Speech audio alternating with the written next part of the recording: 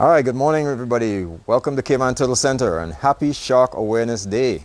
So today, the 14th of July, is World Shark Awareness Day. And today, in honor of that, we are going to invite you to join us for our shark talk and shark feeding. Now, this is a regular occurrence that happens here at Cayman Turtle Center. But for some of you guys, you haven't been around here for a while, so we're going to just bring it to you on Facebook Live. So we're going to talk about sharks. We're here at our Predator Reef exhibit. This is our viewing window. And in this exhibit, we have a series of predatory fish, which includes 2 nurse sharks, which are not here right now. But we have tarpon, we have a bunch of jacks and snappers. We have our great barracuda, Houdini, who will show up at some point because he's always very curious when people come up to the window. And we have our 2 sharks, which are Freddy and Booker. And there goes Booker. Okay. So a little later on, you'll be joining us. Oh, there's Freddy. A little later on, you'll join us when we feed these sharks. We feed them by hand, which is kind of exciting. They are nurse sharks, and some people tend to think that nurse sharks aren't really sharks. Yes, they are sharks, and they're very formidable predators. And here comes Houdini. I told you he's curious, so he's come to check us out. So Houdini is our great barracuda, and just as a side note, he's the only fish in here that I don't trust. Because our sharks are very spoiled, they're very used to people and being fed, but Houdini, barracudas are always unpredictable. Okay, so today we're going to talk a little bit about sharks. Now I'm sure you guys know, I've been watching Discovery Channel, Blue Planet, National Geographic, all these things, and you've seen Shark Week, otherwise known as the Great White Shark Show. Okay. But today we're going to talk a little bit about sharks, and maybe point a few things out that you may or may not know, or reinforce something that you already do know. So first of all, why do we have sharks in our exhibit? Well, the reason we have it here at the Cayman Turtle Center is because we want to bring awareness to the whole ocean. The ocean is the home of the caimans, of the sea turtle, which is our primary conservation focus, but it shares the ocean with a whole bunch of other things. And everything in the ocean, just like everything in life, has a place and has a purpose. And sharks, being a top predator in the ecosystem, are very important, as we found out. More and more research is showing that food chains don't actually work better from the bottom up, as most people think. They think of a food pyramid where you have a whole lot of prey at the bottom and a few predators at the top. But now they're thinking that it's equally as important to have those predators at the top. And the sharks are very important predators in the ocean because, as you know, they are apex predators. So today what we're going to do is we're going to talk a little bit about sharks. And to help us, I have my prop. This is Bruce. Bruce is your typical shark, your great white shark image. And Bruce is going to help us point out a few things. So we're going to talk a little bit about, one, what helps sharks to be so successful. They've been around for a long time, since even before the dinosaurs, they were sharks, or ancestors of sharks. 2, we're going to talk about what sharks do for the ocean and how they make the ocean, how to keep the ocean healthy. And 3, what can we do to help sharks? So 1, first of all, sharks have that unique design. You know that design. We have the famous dorsal fin, the pectoral fins, the big tail. For different types of sharks, there are almost 400 species of sharks, and each one has its own unique adaptation. And that adaptation is in the body shape, in the teeth, in the tail, or in the fin.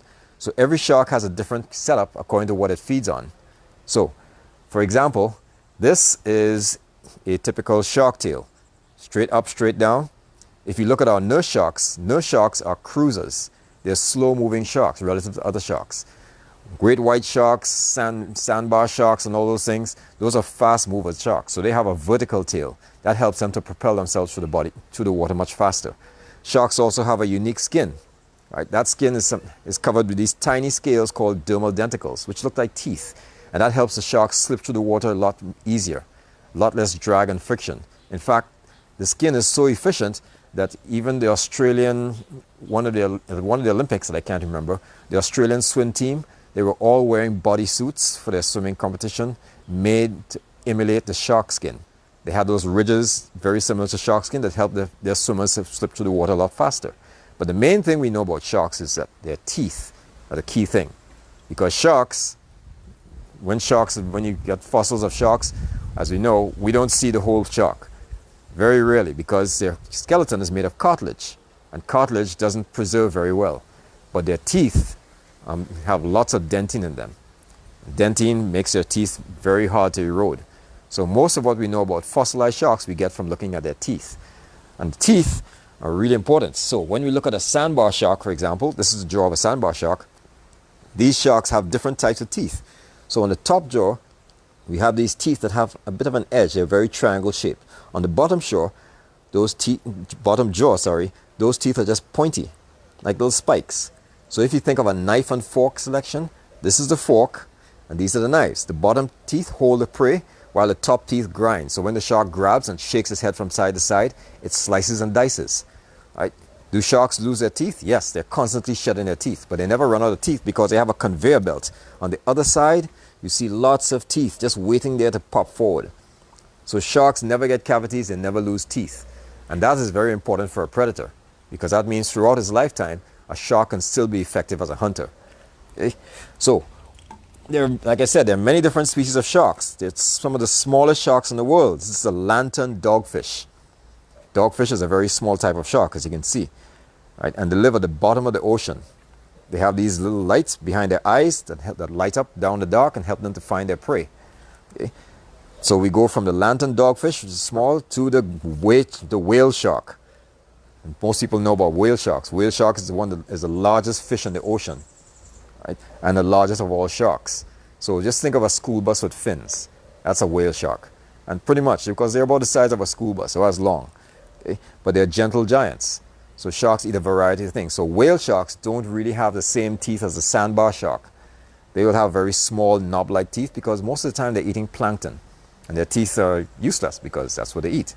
They also eat small fish. Okay? So, as I mentioned, for us, we have a skeleton, heavy bones that help us to stand up strong and lift things. Sharks have a cartilaginous skeleton. Cartilage is what we have in our nose. It makes your nose flexible, and your ears. Okay? So that means sharks are flexible and they're light. So they don't have to work as hard to swim through the water. That's one thing that makes them efficient. So they don't have to work as hard to swim as fast as another predator, say a killer whale. Okay? And then, the thing is, people always talk about sharks. Do sharks want to eat us? No, sharks don't really want to eat us. But think about it. Sharks, like most other animals, they sense their world through different ways. When your dog comes up to something strange, the first thing your dog does is smell it.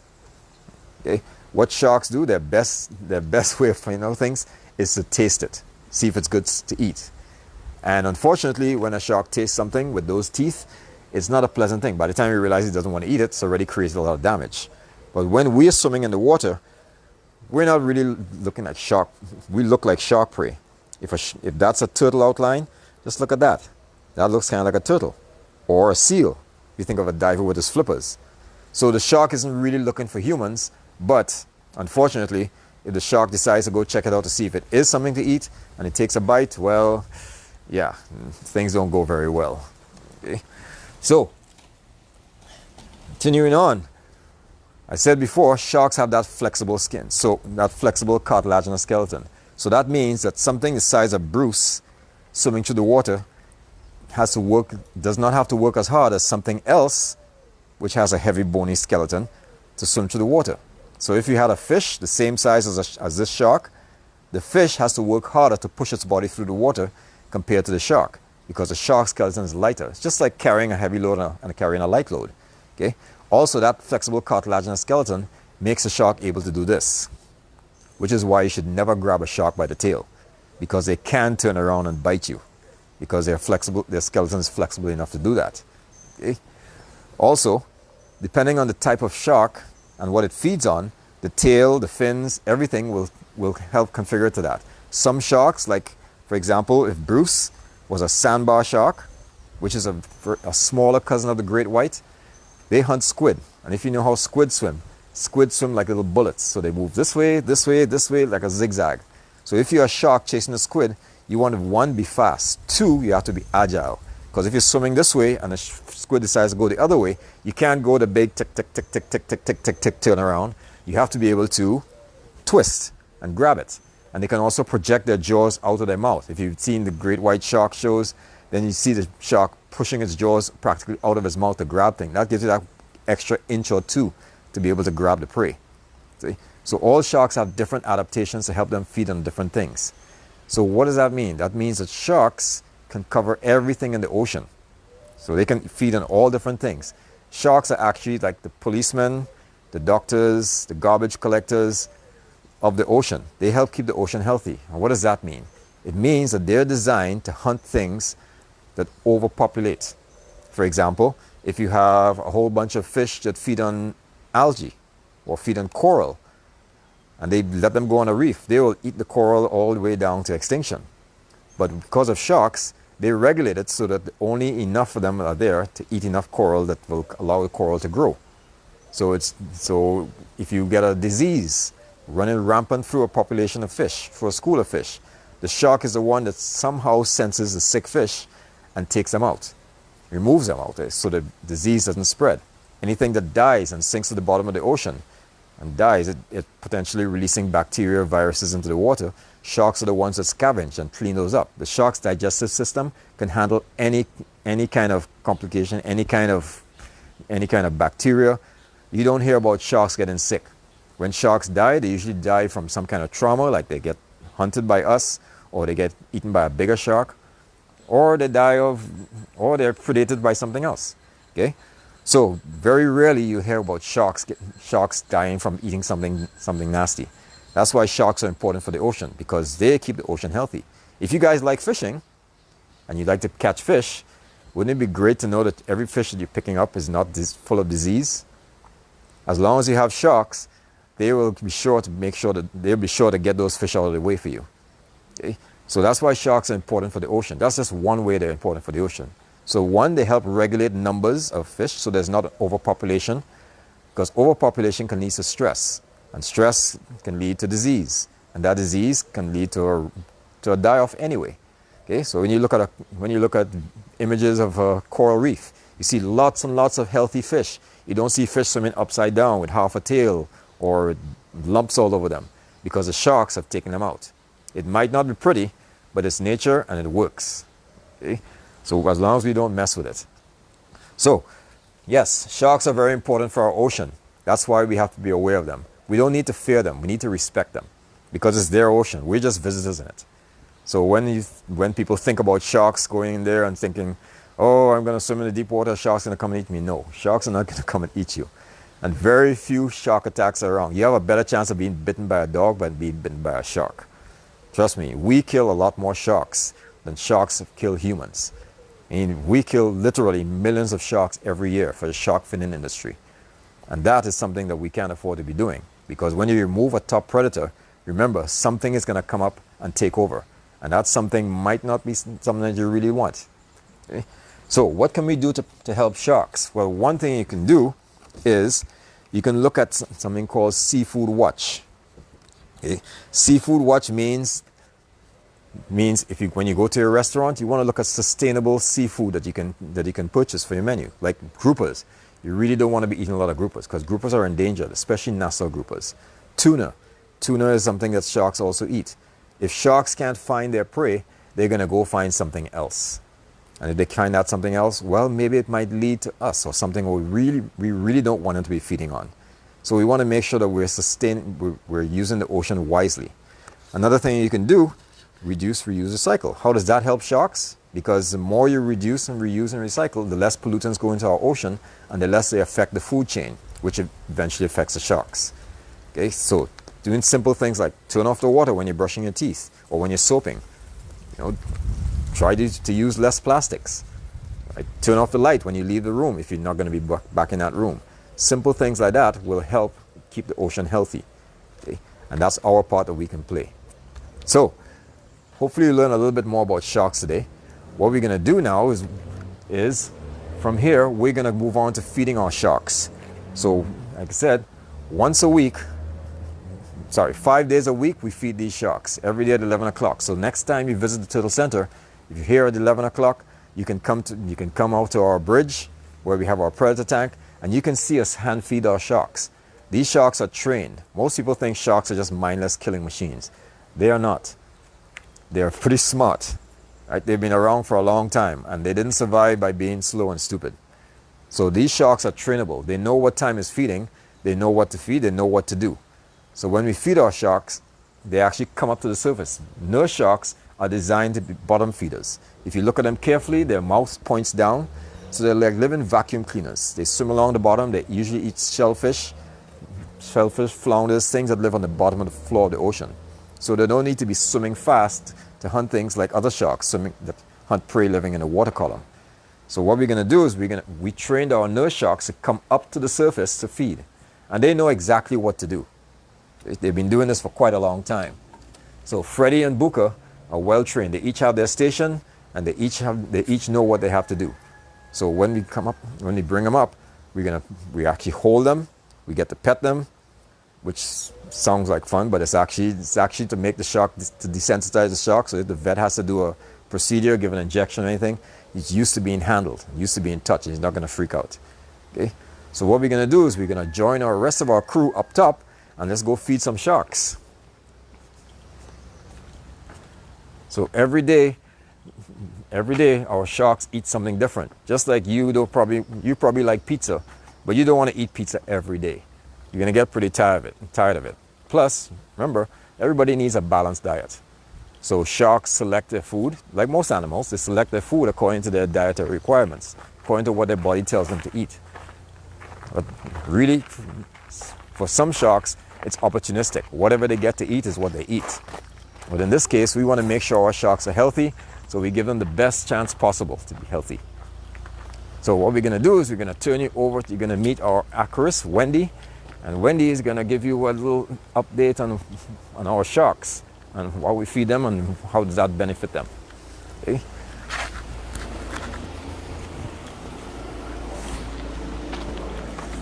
Okay. So this exhibit. So we're gonna go set up.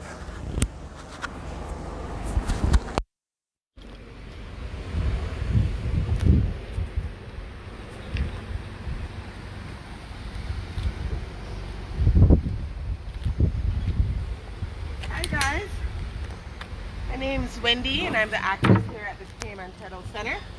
Happy Shark Day, everyone. As you see, Geddes just did his shark talk, so now at 11 o'clock or close to 11, we usually go ahead and feed our sharks. So what I'm going to prepare to do now is go ahead and feed our sharks, and I'll explain the process to you as we go along, and Geddes is going to set up on the other corner as well. So when we feed our sharks, the first thing we do is drop these big green platforms in the water.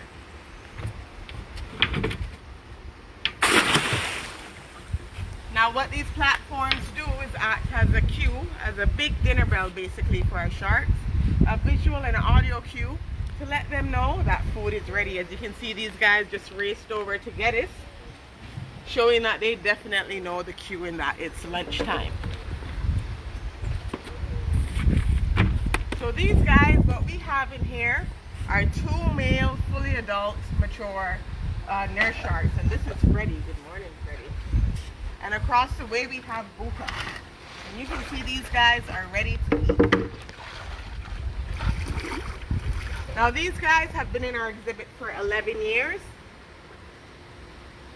And we're not sure on their exact age, but they're believed to be between 12 and 13 years old. So guys, if I go a little silent while I'm feeding, just bear with me. I'm just making sure I keep all of my 10 fingers.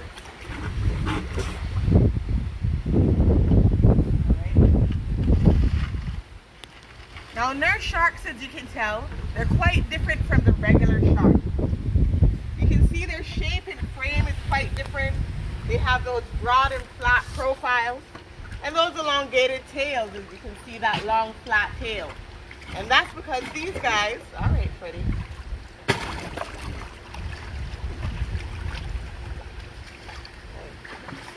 these guys are perfectly adapted to living life on the bottom of the ocean floor, meaning they're benthic feeders. And benthic is just a fancy word meaning that they spend most all of their lives on the bottom of the ocean floor.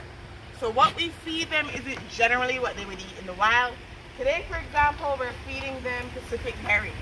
What these guys would generally eat are things found on the bottom of the ocean floor, things found in the sand, like crabs and lobsters, different sort of crustaceans, and so they'll also suck the fish out of the crevices of rocks.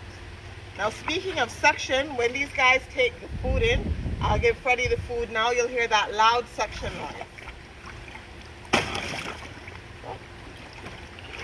And that's because these guys make this popping noise when they eat, because they use suction. They use suction to eat. So the suction strength on these guys is quite strong. It's about 8 to 10 times that of an industrial vacuum.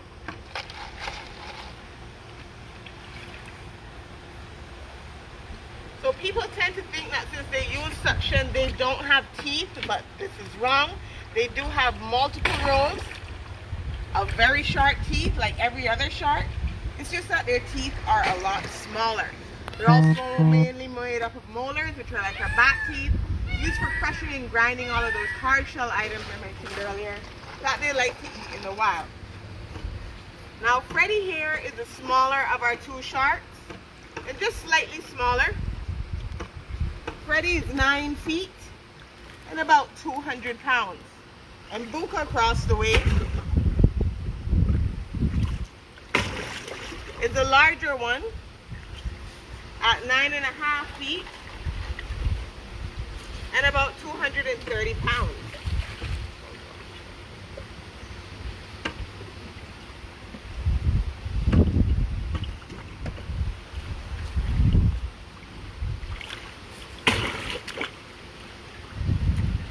Pretty keeps dropping them today, I don't know. No?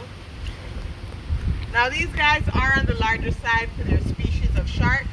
Generally their maximum length is about 13 to 14 feet. But there have been reports of sharks going all the way up to 14 and 15 feet.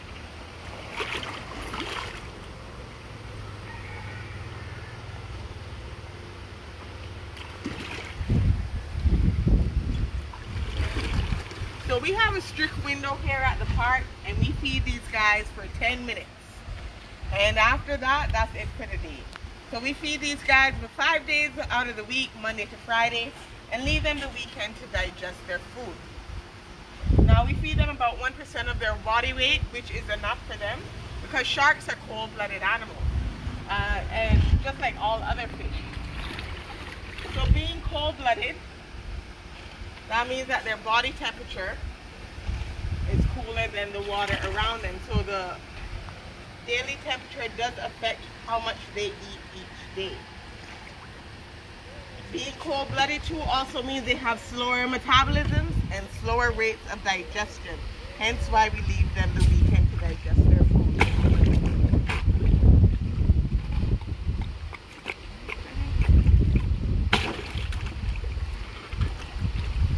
Freddie here, a little story about him. Freddie's actually a rescue shark, and he was found in local waters by local fishermen, trapped and tangled in nets, where they rescued him and gave him to our facility for us to rehabilitate him, and then we added him back to our exhibit.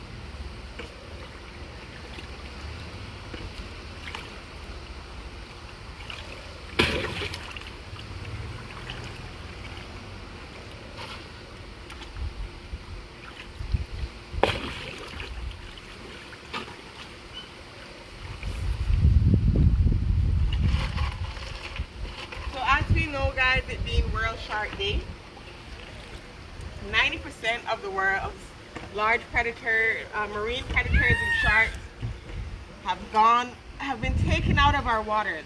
So it's really important to protect these guys. Because a common question we get asked, to give you an example, is why don't the sharks end up eating the fish in the exhibit? And one is, these guys are pretty well fed. But otherwise, if a fish is to get sick or injured in here, and me and one of my crew members don't get to that sick and injured fish first, sick and injured fish actually let out stress cues in the water. So being the predators that they are, when they pick up on these stress cues, their predatory instincts will kick in, and they will definitely take that fish out for us. I would say that about them and our barracuda Houdini, who's crew cruising across the middle there right now. So that being said, that goes to show why sharks and these large predators are extremely important to ocean habitats and the health of our oceans. Because if you ever go diving or snorkeling, you realize you never see any sick or injured fish swimming about. And that's because these large predators take them out before they have the chance to spread disease. So that's it, guys. I just have this one more fish left for Freddy. I'm going to see if he circles back, and then if not, that is his time for the day. Thanks for joining us here at the Turtle Center. And when we're open, we hope to see you come by to watch our shark feeding, which, as I said, is Monday to Friday, 11 a.m. Have a good day, guys, and hope to see you soon.